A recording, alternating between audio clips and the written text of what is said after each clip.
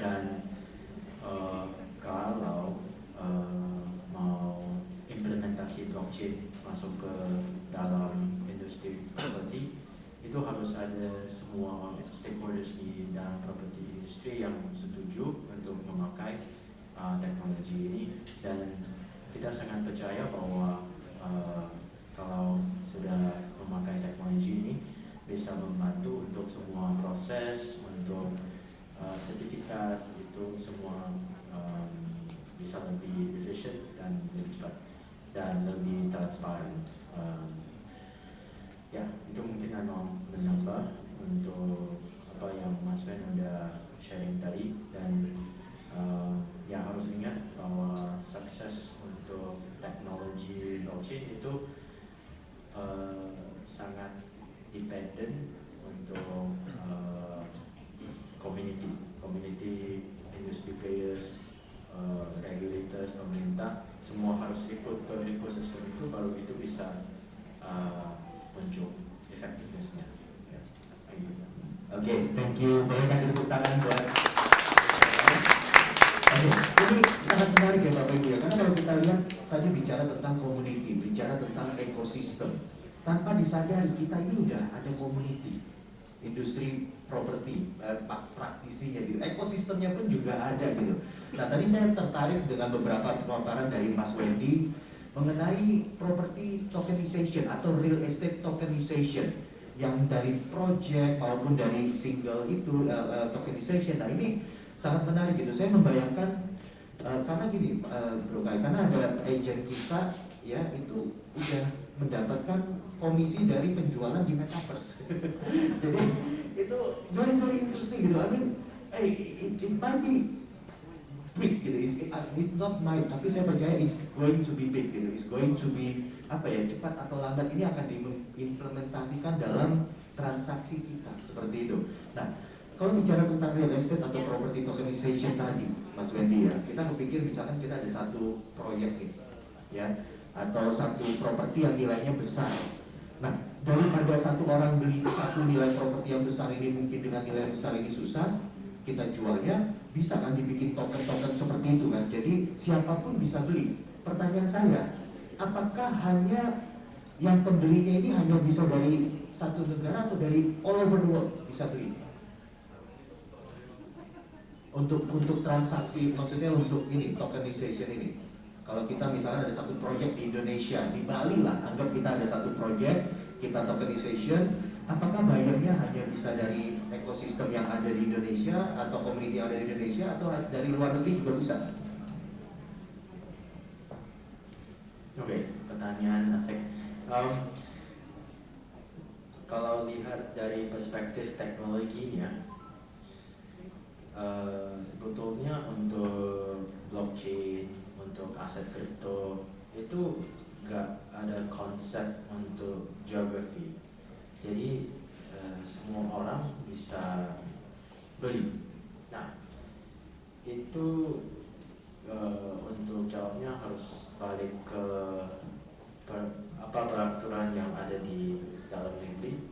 Karena walaupun konsep blockchain dan aset kripto semua orang bisa technically bisa punya untuk token sama NFT. It technically is possible to cross borders.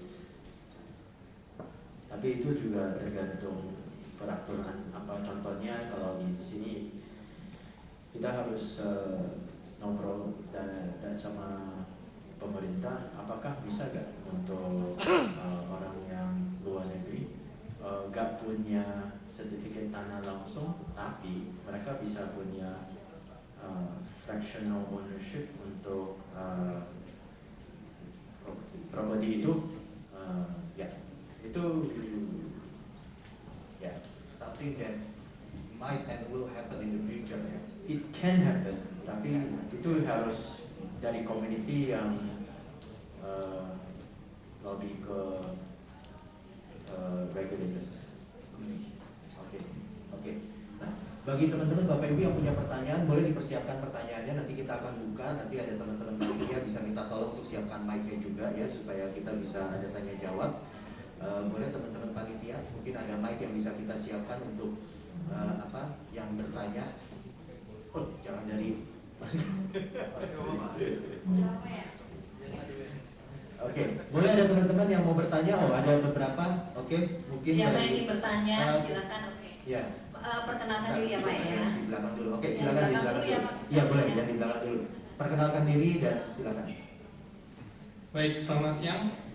Perkenalkan, nama saya Franz dari Protografi di Gulf Electric. Saya ingin bertanya kepada Pak Wendy atau Mr. Pansekai, mau dijelaskan kripto dan blockchain saat ini umum hanya dipandang sebagai aset yang diperdagangkan atau komoditi karena harganya volatil dan bisa mendapatkan net profit tapi juga high risk ya. Nah, bagaimana menjelaskan secara mudah teknologi blockchain ini bisa diimplementasikan secara realistis di dunia nyata tanpa terpengaruh dengan nilai volatilnya? Mau diulang Pak? Mas Wendy, apa udah paham kira-kira? Boleh, kalau sudah silakan Mas Wendy. Oke, makasih Mas. Kalau untuk terkait dengan nilainya, jadi gini dulu. Yang pertama, blockchain teknologi itu tidak selalu terkait dengan sebuah nilai lah ya. Itu satu. Tapi banyak iya.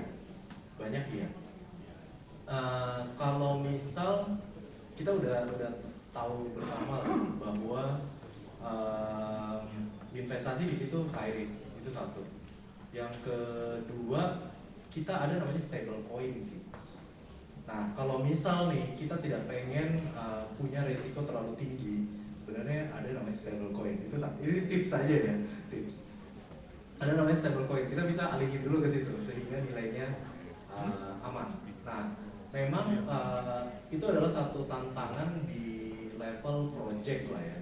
Jadi setiap project memang harus betul-betul lihat juga kondisi market dan lain sebagainya. Karena once kita punya project kemudian kita launch atau taruh di sebuah momen di mana itu lagi kurang baik, marketnya kurang baik, maka itu akan apalagi namanya itu akan berisiko tinggi lah bagi value dari si project itu. Jadi kalau kata saya implementasi blockchain-nya itu tersendiri, blockchain teknologinya ya,